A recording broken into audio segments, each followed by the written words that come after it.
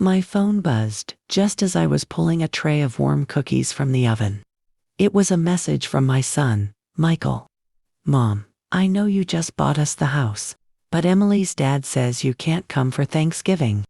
I stared at the screen, read it twice, then typed one word, "Okay." That night, something inside me finally snapped into place. I stopped being the mother who gave everything without ever being given anything back. The next morning, I took the house back. Then, I took back every single thing I had handed them over the years. And after that, I did something none of them, especially not Michael, ever thought a quiet grandmother could do. But before I go on, hit that subscribe button and tell me in the comments what you're having for dinner tonight. The purple folder sat on the seat beside me as I drove. Inside were all the documents from the lawyer. I had signed them that morning. The house was technically theirs, well, almost. It would be official in 1 month. $350,000. That's how much love I poured into those papers. The biggest gift I had ever given anyone. I drove down Willow Lane with the windows cracked open. The fall air smelled like apples and dry leaves. Trees flashed red and orange as I passed. I had saved for this gift for 6 years. 6 years of sandwiches instead of dinners out. 6 years of driving my old car when I wanted a new one. 6 years of saying no to trips I dreamed about. Every penny went into one dream: giving my son a real home. I stopped at the fancy grocery store on Pine Avenue, the one I never shop at. Too crowded, too expensive. But this was Thanksgiving, and I wanted everything perfect. I had already planned the menu.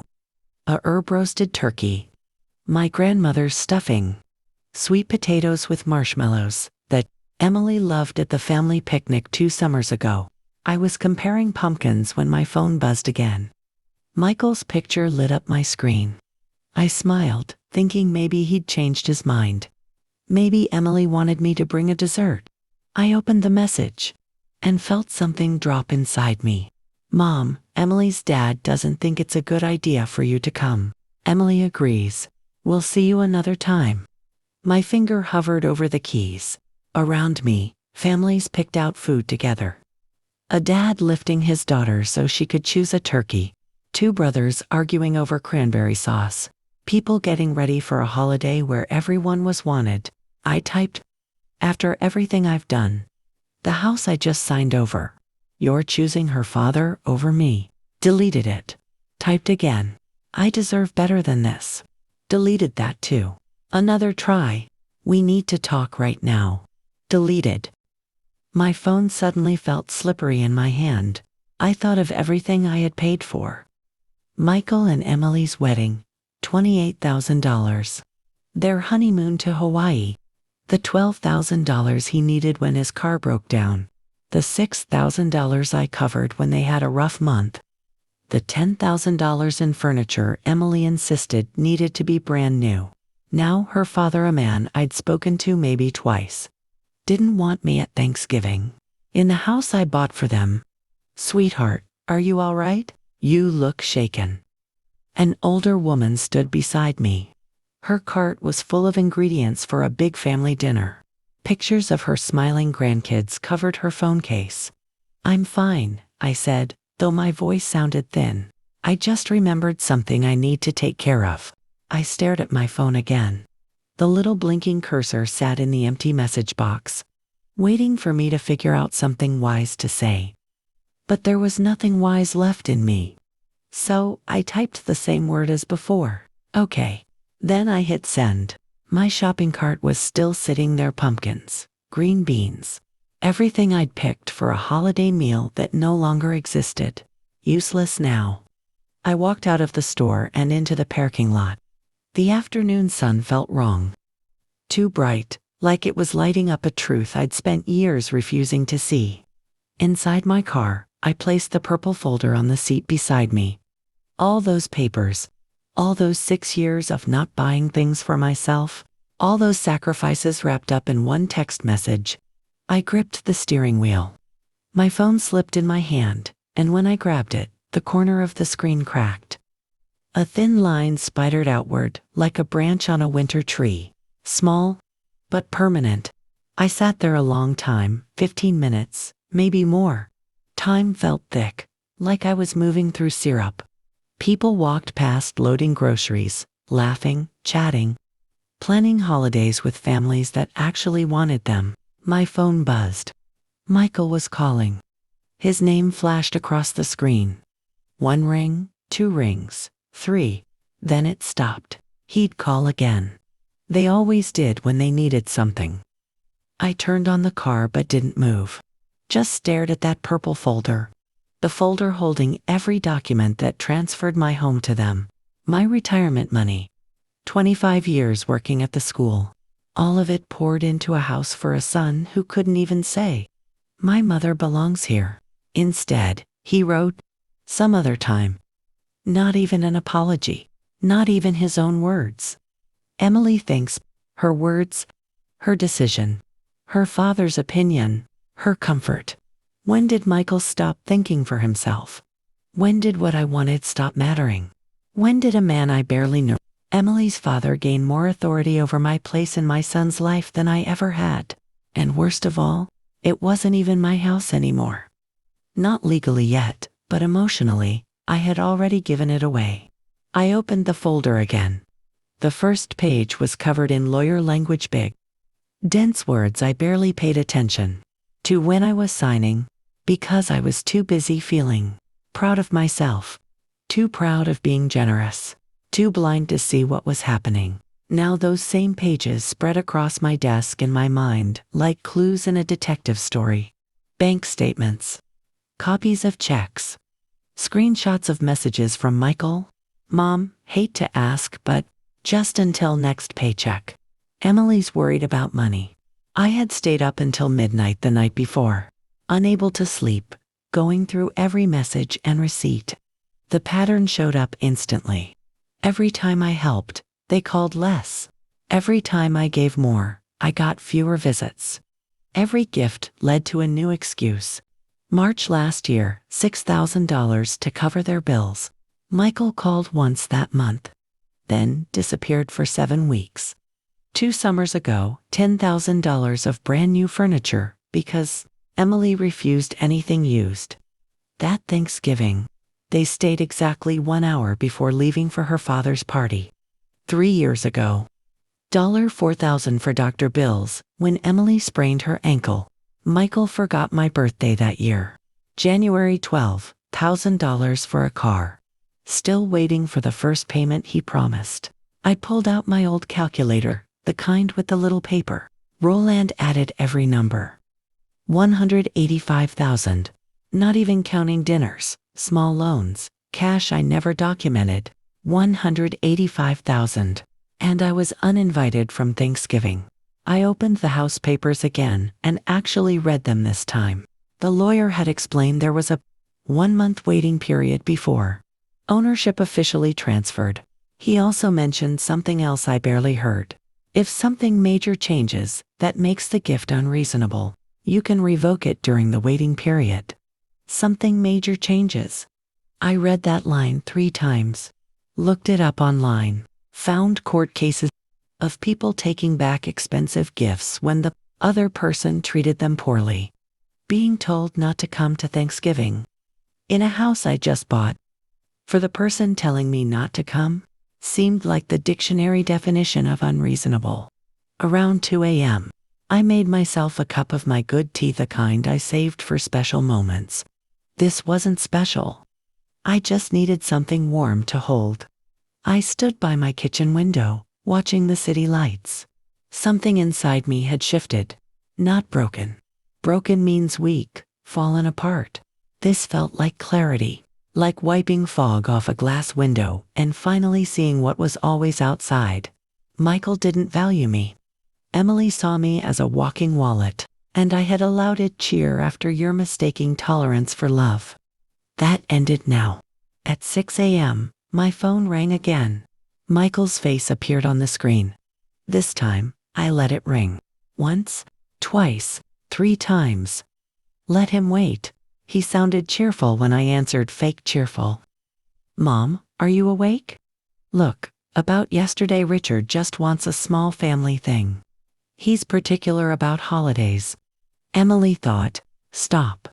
I kept my voice flat. Calm, teacher, I understand perfectly. Your father-in-law, whom I barely know, doesn't want me in the house I bought. The house I signed for yesterday, and you agreed. Silence. Then, it's not like that. We'll do something later. Maybe next weekend. Emily's just stressed about cooking for my dad. And how much do you still owe me for the car, Michael? What? Mom, that's not what we're talking about. $12 plus $6,000 plus $10,000 for furniture. Shall I continue? His voice sharpened. Those were gifts. I said a lot of things. I stared at my list, every payment sorted neatly by date and amount. And I'm rethinking all of them. Before he could speak, I hung up. The quiet afterward felt clean. I opened my laptop and typed, how to revoke a gift in Arizona. Then, Phoenix lawyer's contract revocation. Page after page appeared. By 8 o'clock, I had found 3 law firms. By 9, I had drafted an email to Patterson and Smith, the attorneys who handled my retirement paperwork. They knew me. They knew I wasn't irrational. They knew that if I said I needed help, I had a good reason. My email was short. House gift. Immediate rejection. 1-month window. Seeking revocation. Attached documents. Then I hit send. Before I could talk myself out of it, the big accordion folder. The one Emily once mocked. Why do you keep every receipt? Are you hoarding paper? Sat on my desk like a loyal friend. Back then, she called it hoarding. Today, it was proof. I pulled it closer and flipped through years of my generosity. Wedding bills. Car loan papers. Furniture receipts with Emily's signature on them. Everything saved. Everything documented. Everything real. My phone buzzed. Michael. Mom, please don't be mad. We can fix this. I didn't reply. Let him feel what silence tastes like. Let him wonder, worry, rethink his choices. Let him understand the money fountain had dried up. Actions had consequences. When someone had lived their whole life cushioned from them. By noon, my email chimed. Patterson and Smith. Mrs. Gray, we can see you tomorrow at 3 p.m. This matter is time sensitive. I typed back 2 words. I'll come. Outside, the weather warmed to a perfect 65. Neighbors were decorating for Thanksgiving. Pumpkins, inflatable turkeys. Normal people preparing for normal holidays. I wasn't normal people anymore. I made fresh tea, sat down at my desk, and began organizing everything into piles. Loans never repaid. Gifts never acknowledged. Promises never kept. Each folder grew thick with evidence. Each page told a quiet, painful story. By afternoon, I had a clear plan. The 30-day window was closing, but not closed. I still had time. The lawyer's office. Linda Martinez's office sat on the 10th floor of a downtown building with polished glass and a postcard view. I remembered her from 4 years earlier, when I'd retired. Same neat suit. Same calm glasses perched on her nose. I spread everything across her conference table. The house documents. The enlarged printout of Michael's text message. 8 years of financial records organized by date, amount, and disappointment. Linda skimmed, making notes on a yellow legal pad. The sound of her pen filled the room. Tell me about Arizona's laws for taking back gifts, I said. Linda tapped her pen lightly. You're referring to section 25 to 211 * gross ingratitude, *. She looked at me over her glasses. A gift can be revoked if the recipient behaves in a way that would lost them an inheritance. She held up one sheet. Michael's text. Big gift. Immediate rejection. Emotional harm. Legally, this is a perfect example. She pulled out a law book and slid it toward me, her finger marking the page. The 30-day window gives you standing. And with documentation like this, She nodded at the stack. You have a strong case. I signed the cancellation papers with the same blue pen I'd used 3 days earlier to sign the gift papers. Same ink, different purpose. I want everything recorded, I said. I may need more help soon. Linda nodded. Understood. Amanda Coopertha, same notary.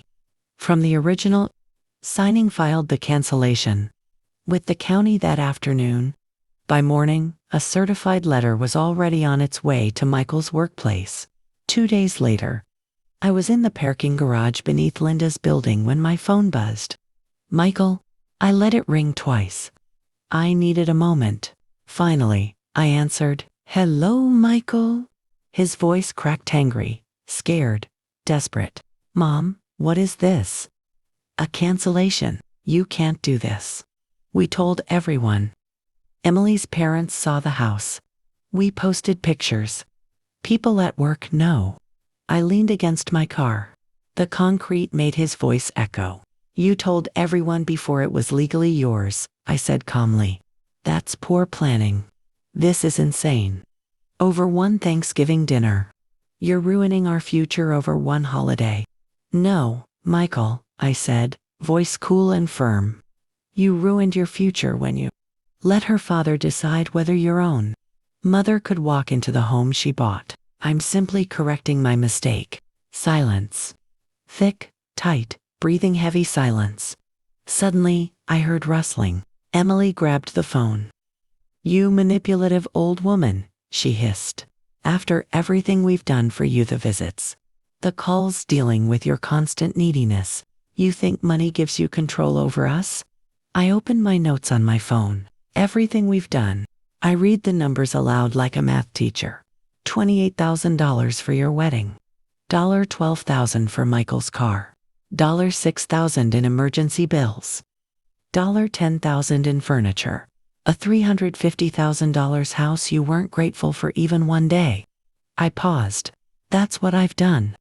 Now what exactly have you done? Emily's voice sputtered. We included you in our lives. That should be enough. It wasn't, I said, and hung up. The garage fell silent except for the faint hum of traffic. I sat in my car for 15 minutes, feeling something unfamiliar. Not victory, not joy, just emptiness.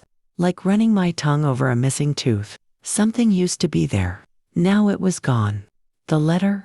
I knew they would panic next.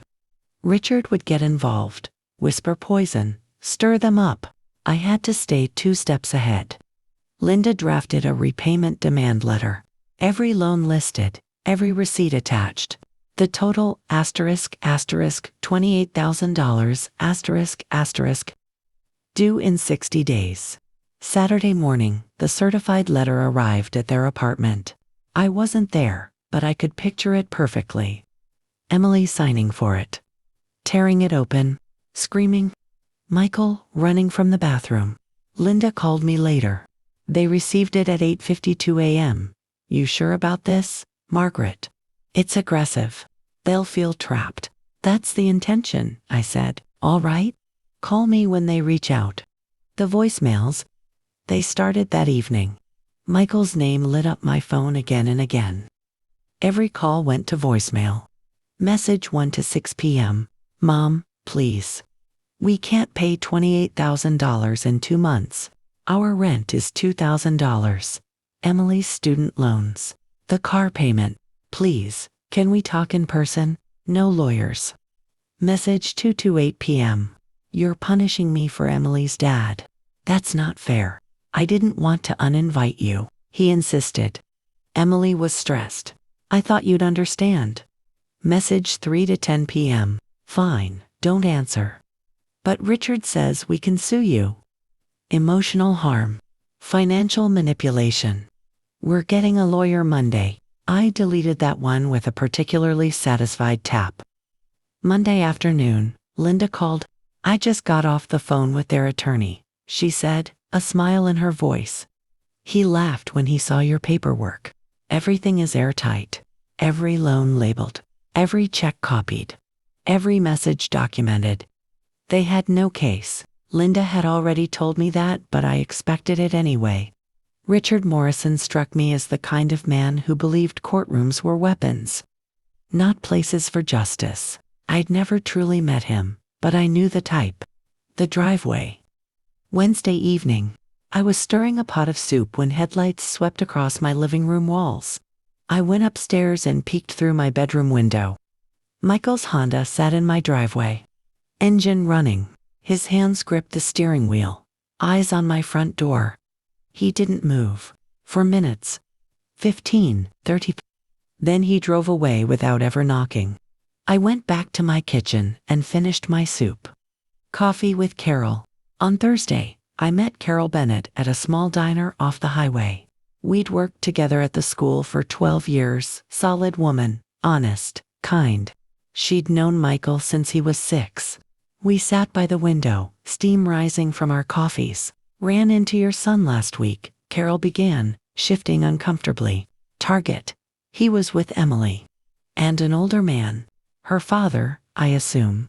Richard, I said. Carol nodded. They were arguing, loud. Emily was furious about something. Michael looked exhausted. Margaret, he looked worn out. I lifted my mug. What were they saying? Carol exhaled. Emily was shouting at him to control his mother. Fix the mess. Grow up. Richard was agreeing with her, adding comments. And Margaret. She paused, hesitant. They called you some terrible things. What kind of things? Carol's eyes softened. Controlling, manipulative, selfish. I don't want to repeat them all. It was cruel. I set down my cup slowly. So the man who convinced my son to uninvite me from Thanksgiving is calling me manipulative. The irony is, Rich. Carol watched me carefully. What's going on, Margaret? Michael mentioned something about a house. I bought them one, I said simply. And then I changed my mind. Carol didn't push. She knew there was more. We spent the rest of our time talking about normal things, her work, the new principal at the school, updates on former students. But her words stayed with me like a stone in my pocket. I had always thought Emily was the problem. But maybe I'd been looking in the wrong direction. Phase 2. Back home, I opened a fresh page in my notebook and wrote at the top. Phase 2, collection timeline. I marked the 60-day repayment deadline. Planned backup steps for when not, if they failed to pay. Then I opened a blank document on my laptop and typed a single name at the top. Richard Morrison. If Michael and Emily were the ones hurting me, Richard was the hand pushing them. And I needed to know who, exactly, I was up against. Age, late 50s. Background, unknown. Finances likely messy. History, questionable. People who manipulate so effortlessly usually have practice. By the time I pulled into my driveway that evening, the decision was made. I needed to understand the man pulling the strings in my son's marriage. The private investigator.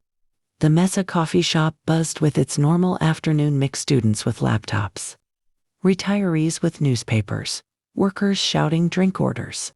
I sat in a back corner, away from windows. Exactly on time, the investigator walked in. Linda had recommended him. Quiet. Efficient. Doesn't ask unnecessary questions. He introduced himself only as James. No last name. No small talk. He slid a yellow folder across the table. Richard Morrison, he said. Age 59. Divorce finalized in 2018.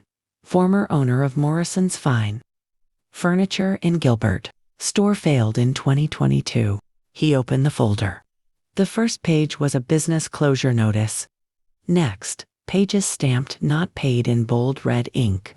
He owes $32,000 to suppliers, James continued. Another $18,000 in personal credit card debt. Evicted from his townhouse in June 2022. He tapped a sheet. He's been living with your son and daughter-in-law for 16 months, rent-free. My stomach tightened. James flipped a page. These are text messages pulled legally from a shared cloud account. Emily provided access to screenshots, dozens. They went back 18 months. The first message dated 4 months after Richard moved into their apartment. Margaret is rich.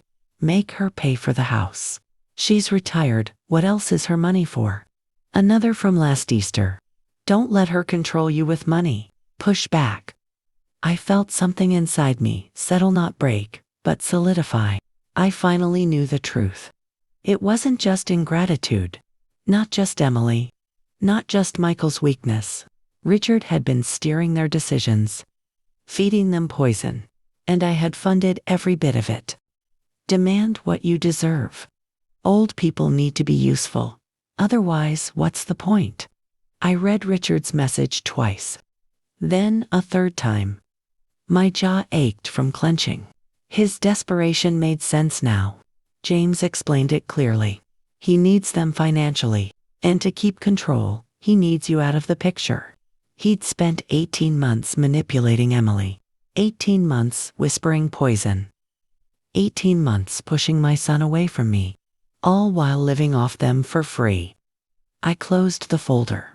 Paid James his fee, plus a little extra thoroughness deserves respect. The folder rode home in my passenger seat like a passenger heavier than a person heavy, with answers, heavy with truth. That evening, I sent 2 texts. Asterisk, asterisk, to Beth, asterisk, asterisk, my late husband's sister. Asterisk, family dinner, Tuesday at 5. Need to discuss Michael. Asterisk, to Robert, her brother. Same. Neither asked questions. Both responded, yes. Preparing for the truth. On Monday, I cleaned the house, even though it didn't need it. Vacuumed rugs. Scrubbed the bathroom sink until the metal faucet reflected my face like a mirror. I needed my hands busy while my mind organized everything I needed to say. On Tuesday, Beth arrived first. She hugged me longer than usual. What's this about, Margaret? Wait for Robert. He arrived 8 minutes later, still in his work clothes, smelling of sawdust and paint, the scent of honest labor. He squeezed my shoulder. No words. He didn't need any. We ate chicken casserole, simple, comforting. The kind my husband used to request on long days. Only after the plates were cleared did I open my laptop. I need to show you something. The unraveling. For an hour, I laid out everything. The house, the Thanksgiving text, the cancellation, the repayment demand, Richard's debts, his eviction, the screenshots of manipulation stretching back a year and a half. Beth's eyes filled not with sadness, but with fury. Margaret. I knew Emily had changed, but I didn't know why. Richard has been poisoning her against you this whole time while living off them for 18 months. Apparently, I said. James found messages going back to the week he moved in. He convinced her I was controlling them with money. Which is ironic, considering why asterisk he's asterisk doing it. Robert stood near the window, gripping the papers so hard they shook. Michael needs to know the truth, he said, voice low. His own father-in-law is manipulating his wife while freeloading off them. Does he even know? I doubt it, I said. Richard works in shadows, but he's about to step into the light. Beth's mouth tightened. She stood, pulled out her phone, and walked to the living room. Her voice started calm. It didn't stay that way. Michael, it's Aunt Beth. Your mother showed us everything, the house. The money, Richard's debts, the messages. How could you exclude her from Thanksgiving? After everything she's done, after what your father would have wanted? I heard Michael's muffled voice, defensive, strained. Beth cut him off. Sarah's father is a manipulator who has over $50,000 in debt and has been living off you for 18 months. Your mother documented everything. We're all disappointed in you. She made 2 more calls that night to her daughter and to Robert's son. By morning, the extended family grapevine was in full bloom. The family turns. Over the next 3 days, my phone stayed mostly quiet.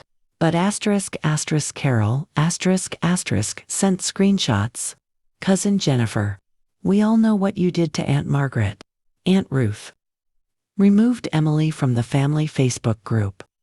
Old Thanksgiving photos reappeared with captions like, "Remember when family actually meant something?" I saved each screenshot, not out of spite, out of documentation. Social pressure builds like water behind a breaking dam. The cracks appear. Thursday evening, Carol called again. "Saw your daughter-in-law at the grocery store. She looked like she'd been crying. Turned around and walked away as soon as she saw me." I nodded to myself. Is Richard still living with them? According to he mentioned it at book club last night. Friday morning, Michael called. His voice was smaller. Softer. Like someone who'd been hit with truth harder than he expected. "Mom, do you really believe I treated you badly?" "Yes," I said without hesitation. "Absolutely. And your father would be heartbroken." He didn't argue. He just hung up. The truth was out now. But truth doesn't solve money problems. The rejection letters. In the final weeks before the deadline, bank letters arrived like bad report cards.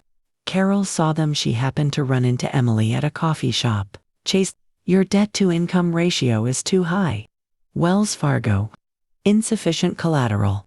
Bank of America. Unable to approve credit. Carol texted me a photo. Emily hunched over a table covered in papers.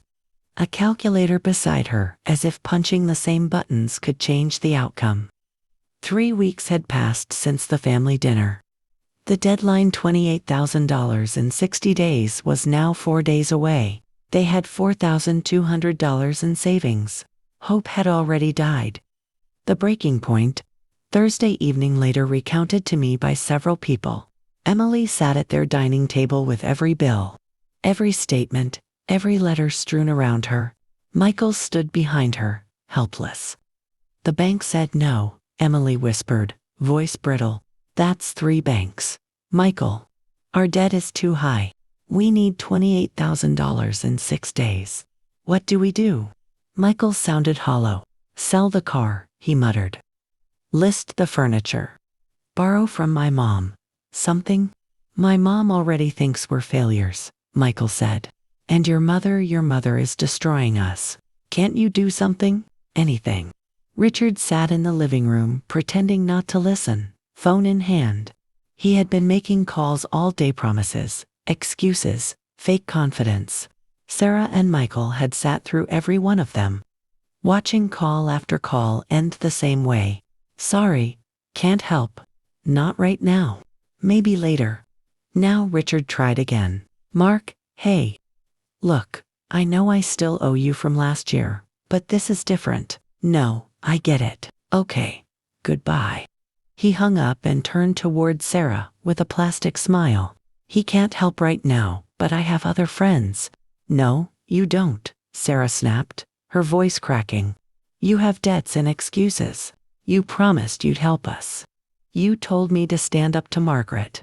And now we're drowning because I listened to you." "I was protecting you from her manipulation," Richard said sharply. "She uses money to control people." Michael's voice came low and dangerous. "No, Richard. You do. You've lived here rent-free for 16 months. You convinced Sarah to demand things from my mother while you gave nothing. I want you gone by tomorrow." Silence filled the room like smoke.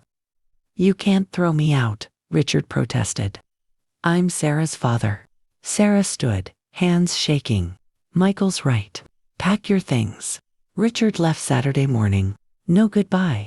Just the click of the front door and the smell of desperation left behind. The fire sale. Sarah had already posted her Honda Everywhere Facebook Marketplace. Auto Trader, Craigslist. Asking price, $22,000. $3,000 below market.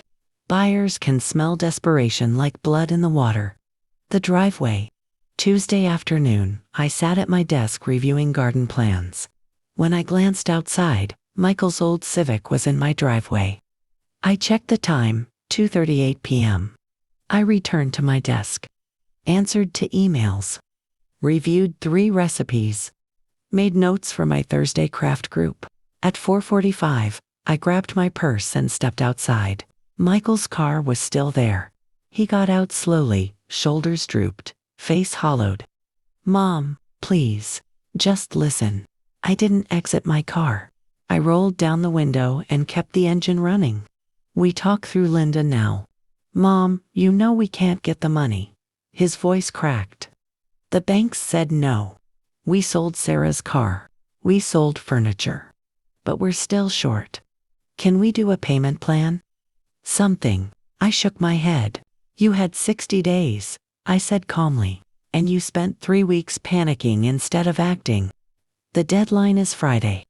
Full payment. Or Linda files a lawsuit Monday morning. Those are your options. I'm your son." The words hung there, thin and trembling. I looked at him tired, thinner than a month ago, face lined with worry. "You were my son when you uninvited me from Thanksgiving," I said. "You were my son when you let Richard manipulate your wife. You were my son when you spent 8 years treating me like a piggy bank." I let the silence settle. "Now, you're someone who owes me money. Pay what you owe." I rolled the window up and drove away. In the rearview mirror, Michael stood alone in my driveway. Desperation has a price tag. That evening, Carol called. "Saw Michael and Emily at the used car lot on Main Street," she said. Emily was crying. They were negotiating trade-in value. The manager had offered $12,000 for a Honda worth $23,000. Desperation pricing. They took it. Total scraped together so far, maybe $18,000. Still $10,000 short. 2 days left. Now it was pride versus consequences. Deadline day. Friday morning arrived deadline day. I sat at my desk with Linda on speakerphone, waiting to see if a bank transfer would arrive before 4 p.m. "They might not make it," Linda said. "You ready for court?" "I'm ready for whatever happens." At 3:32 p.m., my phone buzzed. Bank notification. $25,000 received. Not the full amount, but enough to prove they had scraped themselves raw. At 5 p.m., I stared at the notification again. $25,000 received at 3:32 p.m. An email from Michael sat below it. "We need 30 more days for the remaining $3,000. Please, Mom, we're trying. We'll pay everything. Please." His words were careful, afraid, measured, the tone of someone finally aware of consequences. I called Linda. "They sent $25,000. I said, "They're $3,000 short." Linda inhaled slowly. "Your options are: accept it as full payment, demand the remaining balance immediately, or formalize the remaining amount as a legal loan." "Option 3, I said. 8% interest. 12 months. Everything documented." Linda hesitated. "That's harsh, Margaret." "No," I said softly. "It's fair. Risky borrowers pay interest." She drafted it. Sunday morning, the loan agreement arrived in my inbox. I read every line, signed it, sent it to Michael without a single word. Cold, clear, official. The truth behind their $25,000. Carol later told me what happened. Sarah's parents arrived Thursday with a bank check. Her mother placed it on the counter without hugging her. Her face was stone. $20,000, she said. "That's all we can spare without harming our retirement. You'll pay it back in 2 years. 5% interest. Monthly installments." "Understood." Sarah whispered. "Mom." "I don't want to hear it," her mother snapped. "You listened to your father's poison. You treated Margaret like a bank machine. I'm ashamed of you." They borrowed $4,000. From friends, one coworker insisted on a written contract. "Nothing personal," he told Michael. "Just protecting myself. Sign here." Michael signed. Another friendship dissolved between trust and ink. The car sale brought $12,000. Furniture added $2,000. That was how they scraped together $25,000. Not loyalty, not generosity. Debt, shame, loss. Every savings account emptied. every safety net gone. They had bled themselves dry, and still came up short. Richard's final blow-up. Sunday morning, everything finally detonated. Sarah found her father's suitcase sitting in the hallway. Accusing, unavoidable. Something in her snapped. The shouting lasted 18 minutes. The kind of fight that has history behind it, told wounds. Old lies, old poison finally exposed. "You're throwing me out?" Richard screeched, voice hitting that dangerous pitch manipulators use. "After everything I've done for you. I'm your father." Sarah's exhaustion turned into a blade. "Everything you've done," she spat. "You moved in red. You drained us. You turned me against Margaret. And when we needed help, you lied. You promised money you didn't have. You didn't protect me, you used me. Get out." Richard grabbed his suitcase, paused at the door, and hissed, "You'll end up alone and broken just like your mother-in-law. That's what happens to ungrateful children." Sarah slammed the door so hard a picture frame fell. The empty room. Late Sunday night, Michael and Sarah sat in what remained of their living room. An empty rectangle where the bookshelf used to stand. A missing end table. Just a couch and coffee table left to survivors in a room stripped down to bone. A visual reminder of everything lost. "My mother was right," Michael said quietly. "About Richard. About us taking advantage. About treating her like a wallet instead of family." He swallowed hard. "I've known for a while. I just didn't want to admit it." Sarah stared at him, too drained to even argue. "So what do we do now?" "I don't know," Michael said. "Saying sorry feels empty after what we've done. Maybe we just live with it. Pay our debts. Prove we're better than this. Are we?" Sarah whispered. Michael had no answer, just silence, filling the space where confidence used to live. The contract. Monday at 10 a.m. A digital signing notification pinged on Michael's phone. He opened it at the kitchen table, hands trembling. Legal language filled the screen, cold, factual, unforgiving. 8% interest. $375 monthly payments. 12 months. Every sentence was a reminder. He wasn't a son receiving help. He was a debtor acknowledging failure. He signed, watched the confirmation appear. Something inside him shifted in a way that wouldn't shift back. The change is complete. Tuesday morning, I received the signed contract. I opened it. Read the signature. Saved it into my legal folder. Michael Gray now owed me $375 every month for a year. Not as my child. As a borrower, the line between family and finance had snapped clean. The first payment was due in 30 days. Would he make it? Or would I have to go after him? Either way, the lesson had been delivered. 5 weeks later. Early December. A bank notification arrived. Payment received, $375 final payment. I clicked mark as paid and colored the row green. Balanced, closed, finished. The victory felt hollow, like winning an argument with someone who'd stopped listening. Long before you'd started talking. 5 weeks since Michael signed. 5 payments, made on time, automatic, mechanical. More business than blood. The ripple effect. Carol kept me updated without being asked. Little things. Passing observations. Community whispers. Saw your son and daughter-in-law at Walmart, she'd said last week. They looked rough. Buying generic everything. Sarah was comparing tomato soup prices.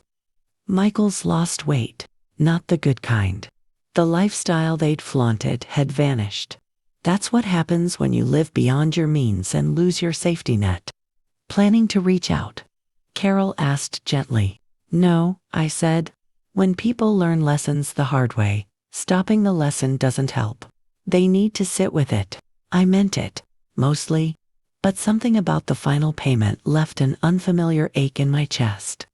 The consequences had spread beyond finances. The Phoenix community is small. People talk. Michael's reputation had changed. He wasn't the successful young manager with the generous mother anymore. He was the cautionary tale. The man who used his mother. The man drowning in debt. A walking warning. Richard strikes back. Wednesday afternoon, a certified letter arrived. I recognized the return address instantly. Richard Morrison. 2 pages. Angry capital letters. Wild accusations. Margaret Gray has committed financial elder abuse. Using her wealth to force my daughter and son-in-law into submission. Predatory lending. He threatened to report me to Adult Protective Services. To the Attorney General, to anyone willing to hear him shout. I called Linda, opened the letter, and read selected lines. Adult Protective Services. I said dryly, for a healthy woman protecting herself from freeloading relatives. That's creative. Linda's laugh held a razor edge of professional contempt. I'll write a cease and desist that'll make him think twice. His bankruptcy record alone destroys any credibility he thinks he has. Want me to mention the possibility of filing claims against his harassment? Mention everything, I said. Make it clear that if he continues, the legal consequences will be severe. I'm done with the Morrison family drama. I dropped Richard's letter into a folder labeled Legal Papers Morrison Harassment and closed it. He was noise unpleasant, but irrelevant to the larger story. Danny's email. Thursday evening, my email chimed. Sender, Danny Gray. Time, 7:52 p.m. After work hours. Quiet moment, no audience. Subject, no excuses. I opened it. Read it once, twice, 3 times. I noticed what wasn't there. No pleading. No justification. No minimizing. Just acknowledgement, raw, unvarnished, finally honest. I closed my computer and walked away. 5 drafts, 0 sends. Friday morning, I opened a reply window. Typed 5 different versions. Forgiveness. Cold distance. Cautious acceptance. Conditional reconciliation. Complete rejection. I saved all 5. Sent none. Silence can teach more than words. The holiday photo. Saturday, Carol sent me screenshots. Sarah had posted holiday pictures on Facebook. A thin, struggling apartment. A cheap artificial tree. Dollar store ornaments. A room stripped of comfort, pride, and previous lifestyle. The poverty of consequence. I saved the photos, proof that lessons were finally landing. Rereading the email. Sunday, I opened Danny's email again. Read it for the 9th time. You deserve better than the son I've been. 2 years too late. But at least he finally understood it. The decision that took days. Monday morning, I sat at my desk with the blinking cursor in an empty reply box. 5 drafts waited in their folders. 5 different futures. Which one did Danny deserve? Which one did I need? For 3 days, I didn't respond. I let him sit with the discomfort. The same way I had sat with rejection, betrayal, and silence. The overlook. On the 4th day, I closed my laptop and got in my car. I drove north to the Scottsdale Overlook, a place I hadn't visited in months. I needed space, air, distance. The park was quiet. Desert stretching toward mountains that didn't care about family conflict, money, or human chaos. I sat on my car hood for 2 hours. Danny's email open on my phone. Reading, staring at the horizon, reading again. Forgiveness wasn't the question.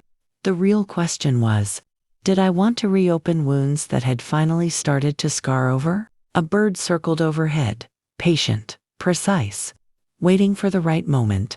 I closed my phone and drove home. 2 weeks of silence. I didn't respond.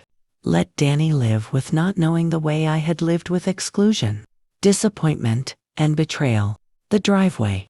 Tuesday afternoon, while I was reviewing quilt patterns at my craft table, movement outside caught my eye. Danny's Civic pulled into the driveway. 1:58 p.m. The engine shut off. Windows stayed closed. He didn't get out. Just sat there, head down, hands folded. No phone. No scrolling. Just waiting. 18 minutes passed. A person only waits like that when they have nothing left to lose. Facing the moment, I had a choice. Ignore him. Slip out the back door. Avoid reopening wounds. Or face the conversation that had been building since Thanksgiving. The bird had found its moment. I walked downstairs. Leaving the kitchen door open, conversation allowed, privacy denied. Boundaries in place. I opened the front door. Danny stood. Smaller somehow. Not physically, but the confidence, the entitlement, the casual arrogance. Gone. Stripped away, revealing the raw human underneath. "Thank you for not turning me away," he murmured. "I know I don't deserve your living room." We walked together without speaking, our footsteps echoing softly. I sat across from him, not at the head of the table, and gestured for him to begin. Danny's confession. "I don't know where to start," he said, twisting his hands. "I've practiced this 100 times, but I'm just going to say it." Deep breath.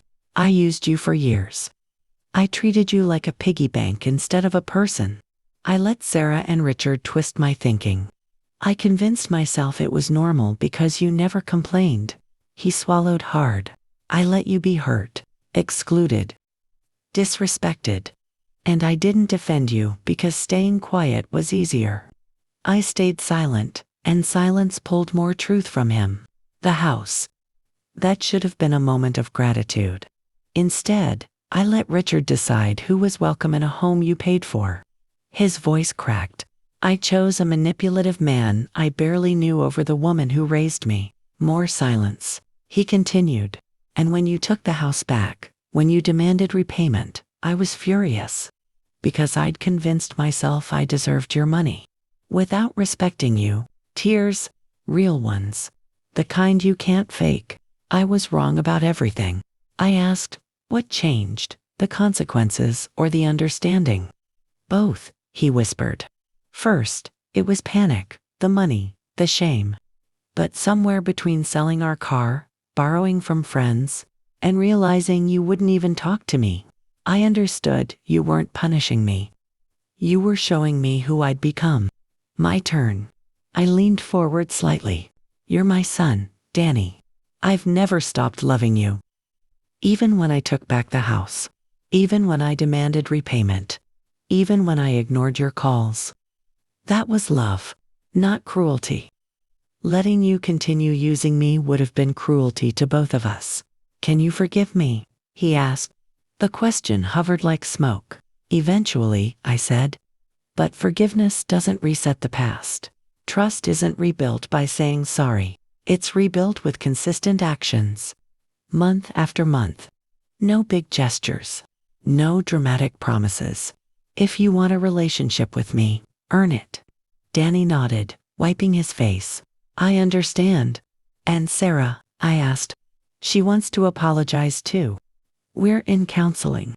Working on the entitlement, the manipulation, the damage Richard caused. She knows she played a huge role in this. I'm glad you're getting help," I said quietly. "But understand something." I looked him in the eyes. "This is your last chance." "I'm 60 years old," I said quietly. "I don't have time for cycles of betrayal and apology. If this happens again, if you, or Sarah, treat me as less than I deserve, mine done. No dramatic exits. No speeches. Just boundaries that don't bend. It won't happen again." Danny's voice had a firmness I hadn't heard in years.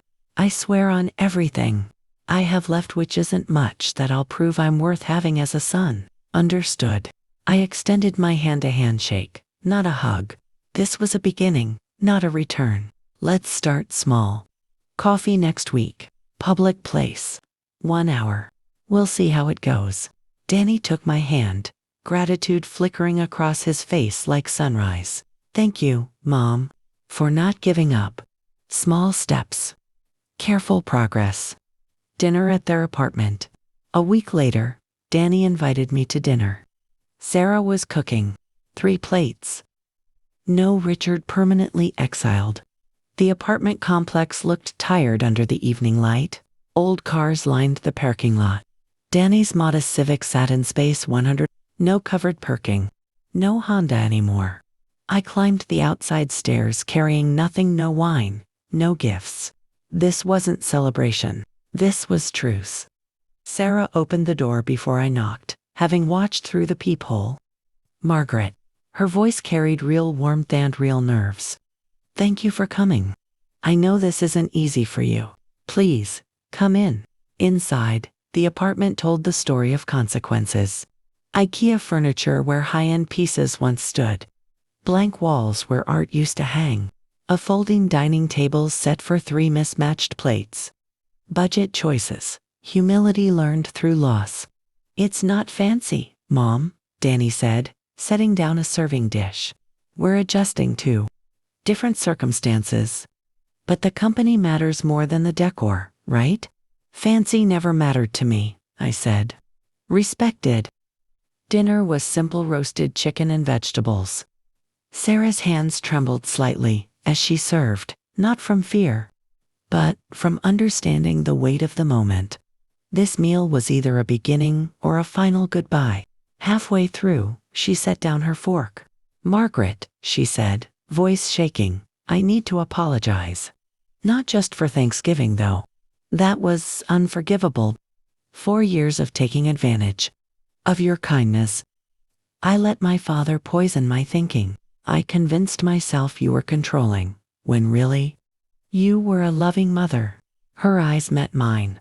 This time I studied her posture, tone, breathing, looking for manipulation. I saw none. I treated your gifts like obligations, she said.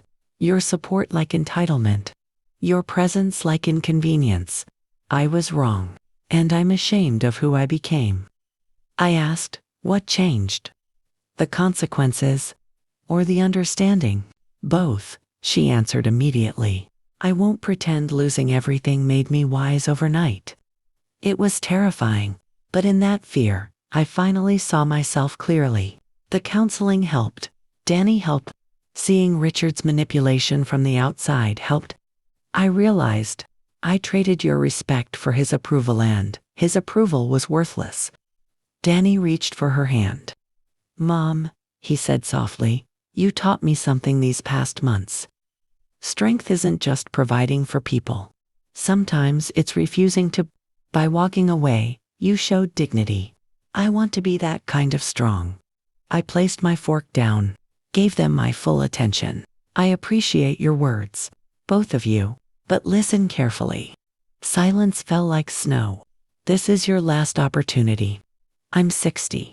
I don't have 20 years to see if you've changed. With luck, I have 15 good years left, and I refuse to spend them being used or disrespected. I love you both, yes, Sarah, even you, but love doesn't mean accepting mistreatment. If you fall back into old patterns, I'm gone. No drama, no warnings. Just boundaries that don't bend.